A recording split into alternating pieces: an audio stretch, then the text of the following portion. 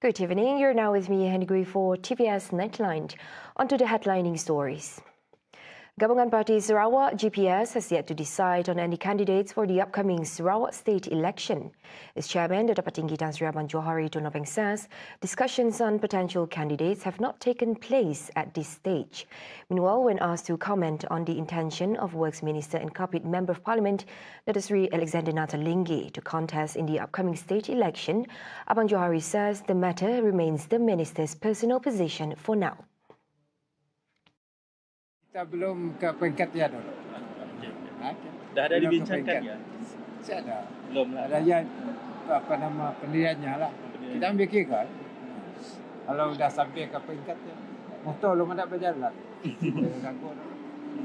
Earlier, media reports stated that Parti Persaka Bumi Putera Bersatu (PBB) and Gabungan Parti Sarawak GPS Secretary General Datuk Sri Alexander Nathalinggi did not rule out the possibility of contesting in the upcoming Sarawak state election if given the opportunity and with the party's approval.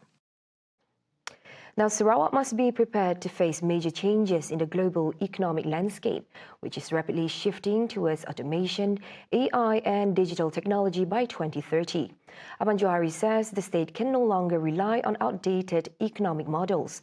Instead, he says Sarawak must undergo a comprehensive transformation by focusing on the development of a highly skilled and technology-driven workforce.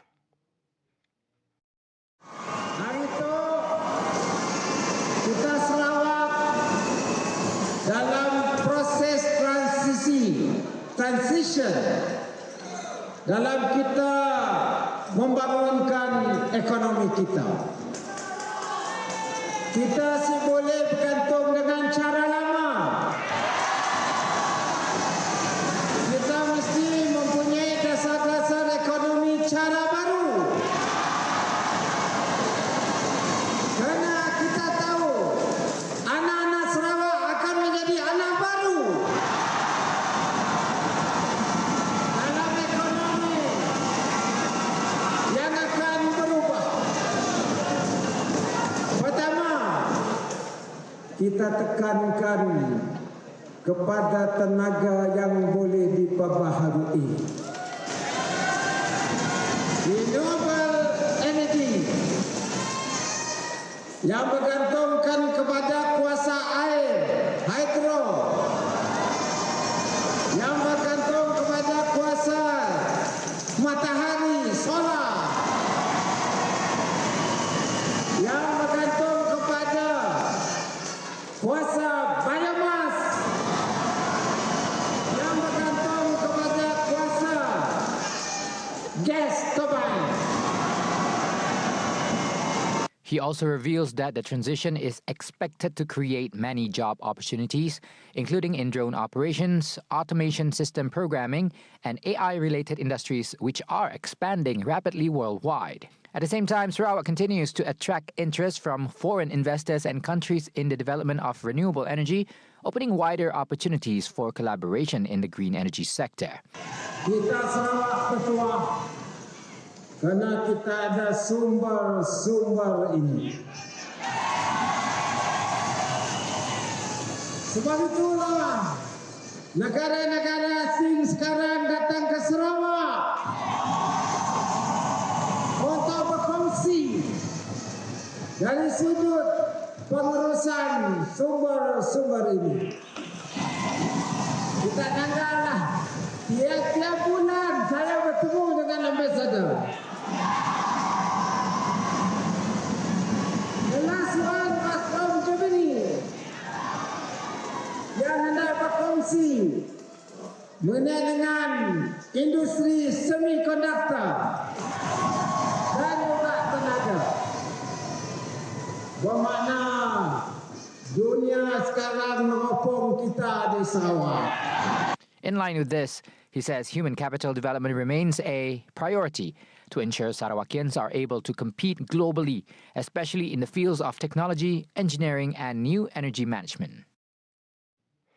The Babuling Stallport or Short Takeoff and Landing Airport project in Sabah is nearing full completion, with construction progress reaching 99.9%, reflecting the Sarawak government's commitment to delivering rural infrastructure development promised to the people. Sarawak Deputy Premier Dato' Amar Douglas Ugah says the 248 million ringgit project now requires only several final touch-ups before technical and flight testing begin. I'm very happy with the progress. At least finally we see airport is completed, because a few years ago one naughty PKR fella took a photo here and show it in the social media. Ini janji palsu, janji Leo saja. Today let him see that GPS keep our promise.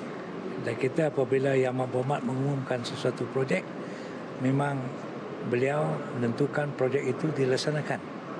Dan ini today is a bukti nyata.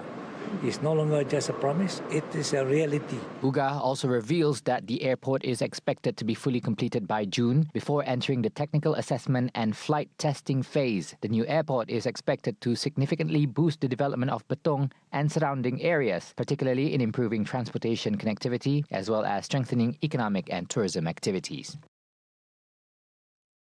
The Kuching South City Council MBKS stresses that disposing of a dog carcass into a river is an offence under cleanliness bylaws, while acknowledging public anger over a recent incident involving stray dogs allegedly attacking a woman at Sungai Stutong.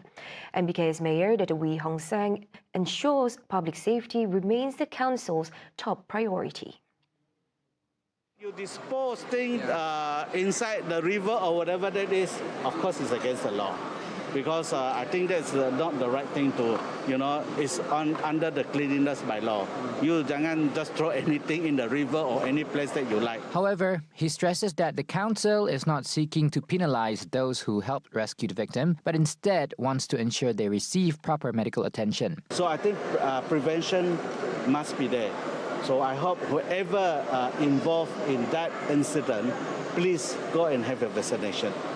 Yeah, just to make sure that you're okay. But we hope everybody play the role. Like when you are the pet owner, make sure your pet is kept in your house. Don't let them come out. The incident, which occurred on Saturday, gained widespread attention after a video of the attack went viral, prompting an immediate response from MBKS and the Department of Veterinary Services Sarawak, TVS. However, by the time officials arrived at the scene, residents informed them that the animal had been beaten to death and discarded.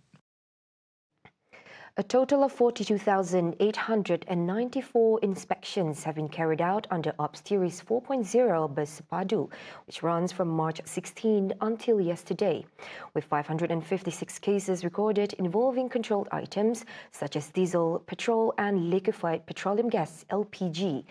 Domestic Trade and Cost of Living KPDN Enforcement Director General Dato' Osman Adam says of the total, 161 individuals have been detained, while the overall value of seizures is estimated at more than 23.1 million ringgit.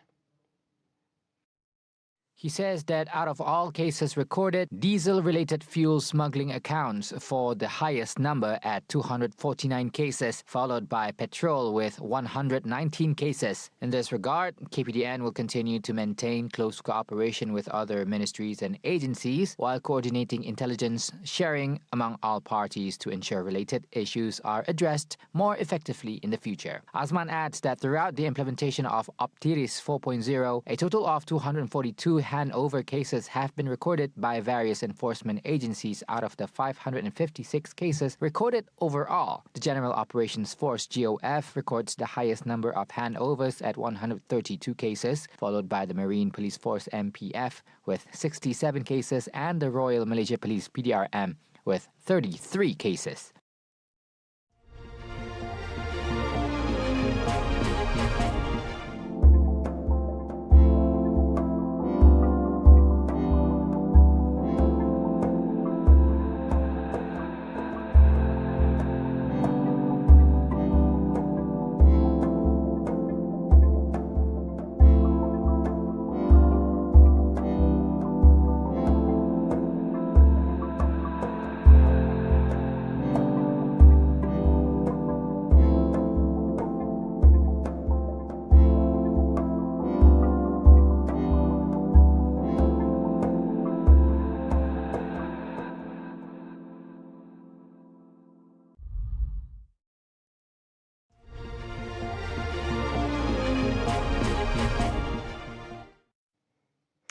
The government is still examining the best mechanism for the proposed revision of petrol subsidies involving high-income earners.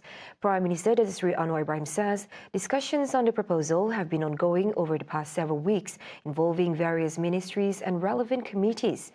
However, he says no final decision has been made on whether the targeted subsidy mechanism will involve the T20, T15 or other income categories.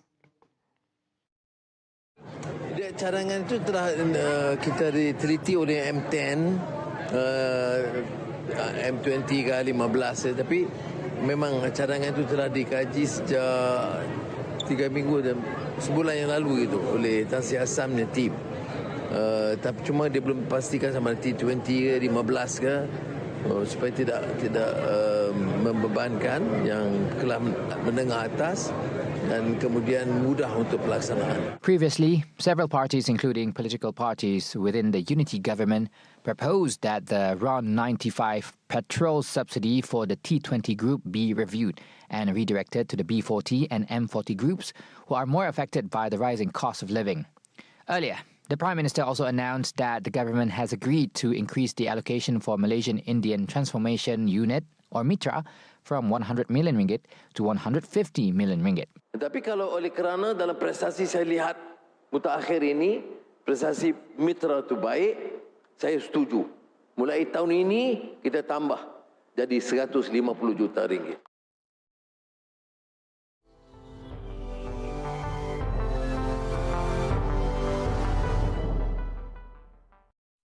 Passengers aboard a cruise ship affected by a deadly hantavirus outbreak began flying home from Spain's Canary Islands on Sunday as authorities carry out a complex international repatriation operation. 3 passengers from the MV Hondias have died, while several others fell ill from the rare disease, which is typically spread through rodents. According to the World Health Organization, WHO, there are currently no vaccines or specific treatments for hantavirus, which is endemic in Argentina, where the vessel departs in April. However, it stresses that the risk to global public health remains low and downplay comparisons to a repeat of the COVID-19 pandemic. Meanwhile, Director of Epidemic and Pandemic Preparedness and Prevention at the WHO, Dr. Maria van Kerkhove, says everyone on board the infected ship is classified as a high-risk contact and must be closely monitored. But right now, we as WHO, we classify everybody on board as what we call a high-risk contact. That might sound scary, but it's really it's how we will operationalize the movement of the passengers and the crew safely home. We're talking about their risk. We're talking about their risk, yes. So the risk to the general public is low. The risk to the people in the Canary Islands is low. So we do need to continue to contextualize this because of all the attention right now, people may think that the risk is growing. It's not. But what we do recommend is the active monitoring and follow-up of all of the passengers and crew who disembark for a 42-day period. That doesn't mean 42 days from now or from tomorrow. It actually means 42 days from the last point of exposure. So that has already started. That clock has already started ticking. Those were the updates on TVS Nightline. Thank you for watching. Have a good night.